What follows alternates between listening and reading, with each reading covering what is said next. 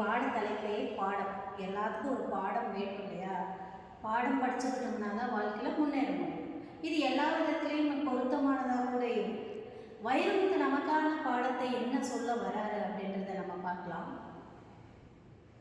ஏற்கனவே அவர் நிறையா செய்திகளை நமக்கு கொடுத்துருக்காரு. எண்ணற்ற கவிதைகளில் நிறையா விஷயங்களை நம்மளை ஒவ்வொன்றா கற்றுக்கணும், இந்தபடி தான் நடக்கணும் அப்படின்னு சொல்லியிருக்காரு.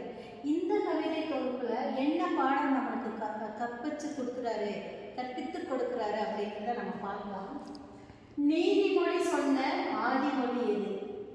நீதிமொழி சொன்ன ஆதிமொழி எது? தமிழா, சினமா, லத்தீனா, கிரேக்கமா, இல்லை எதுவும் இல்லை. இந்த இடத்துல தமிழா, சீனமா அப்படின்றது சீன மொழியை வலியுறுத்துறாரு. அப்போ இந்த 4 மொழிகளுமே உலக இலக்கியங்களில் செம்மையான மொழி அப்படின்னு சொல்கிறாங்க இல்லையா? இந்த மொழிகளா அப்படின்னு கேட்டுட்டு அவரே அதுக்கு பதிலும் கொடுக்குறாரு. இல்லை, இது எதுவும் இல்லை அப்படின்னு சொல்கிறாரு. அப்போது இத்தனை மொழிகளும் நீதி சொன்ன ஆதிமொழிகளா அப்படின்னு கேட்டால் இந்த தான் நம்ம இலக்கியத்துக்கான மொழி அப்படின்னு நம்ம சொல்லியிருக்க உலக மொழிகளில். ஆனால் இதுவெல்லாம் எதுவுமே இல்லை. இப்போ மாறா என்னதான் சொல்லியிருப்பாங்க அப்படின்னு பார்த்தோம்னா, இயற்கை தன் நெற்றியில், புருவத்தில், கண்ணில், கன்னத்தில், மார்பில், அக்குகளில்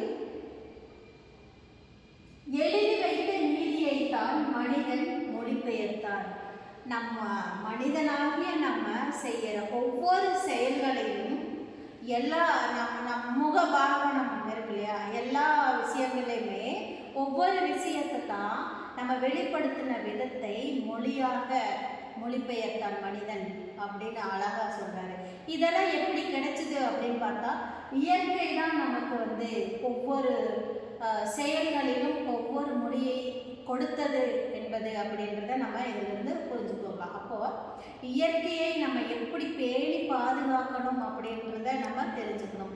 நம்ம மொழியே இயற்கையிலிருந்து தான் நம்மளுக்கு கிடைச்சிருக்கு அப்படிங்கிறத நம்ம முதல் உள்ளுணர்வாக உணர்ந்து கொண்டால் மட்டுமே மொழியை பிடிச்சு கொள்ள முடியும். இல்லைன்னா நம்ம இது ஏதோ ஒரு பேசுறதுக்கான மொழி அப்படின்ற ஒரு தாக்கத்தை தான் ஏற்படுத்துமோ தவிர உள்ளுணர்வை ஏற்படுத்தாது. அதைத்தான் இந்த இடத்துல சொல்ல வர்றாரு. மேல் நோக்கி எரியும் தீ, மேல் நோக்கி முட்டும் விதை, மேல் நோக்கி உயரும் முகில், மேல் வளரும் மனிதன், எல்லோரும் மேல் நோக்கியே. எல்லாமே இந்த உலகத்தில்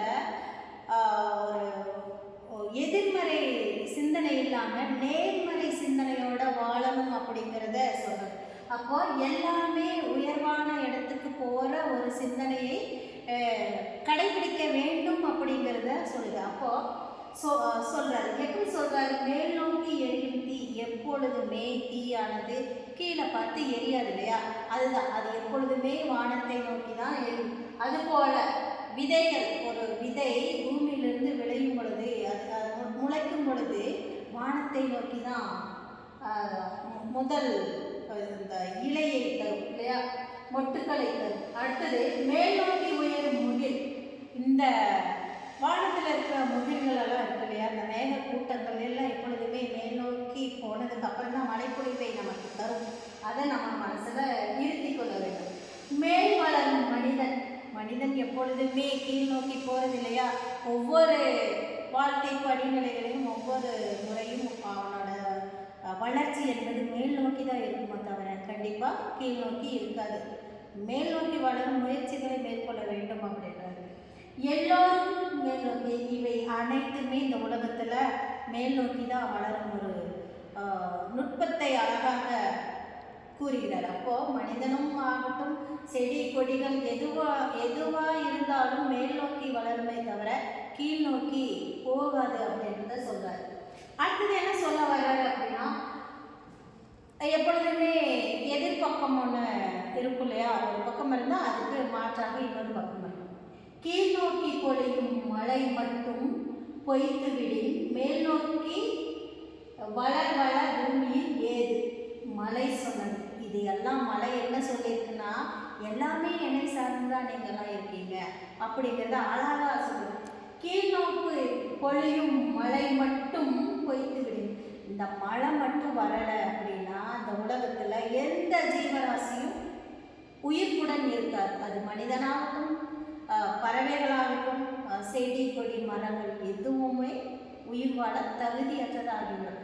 அப்போ மழை என்பது அதில் ஆக்சிஜன் எல்லா பொருள்களையுமே நமக்கு உயிர் வாழ தேவையான அனைத்து விஷயங்களும் மழையிலிருந்து நமக்கு கிடைக்குது. மழை பொழிவிலிருந்து நமக்கு கிடைக்குது. அப்போது மேல் நோக்கி நம்ம வளர வளர இந்த பூமியானது மழையை நம்பி தான் இருக்குது அப்படின்னு சொல்கிறாரு. அதுதான் சொல்லுது மழை இது எல்லாமே என்ன நம்பி தான் இருக்குது அப்படின்னு இந்த கவிஞர் இந்த கவிதை வரிகளில் இந்த பகுதியில் அப்படின்னு சொல்கிறாரு. புரிஞ்சுதுங்களா? அப்போ நம்ம மழை நம்பி தான் இருக்கிறோம். இந்த மழை இயற்கை நம்பி இருக்கு. இயற்கை ஒரு மொழியை உருவாக்கியது அப்படிங்கிறத அழகாக வைரமுத்து அவர்கள் சொல்லியிருக்காரு. அடுத்த காணொலியில் இந்த பாடம் கவிதை தொகுப்பிலிருந்து என்ன சொல்கிறாரு அப்படிங்கிறத நம்ம பார்க்கலாம். நன்றி, வணக்கம்.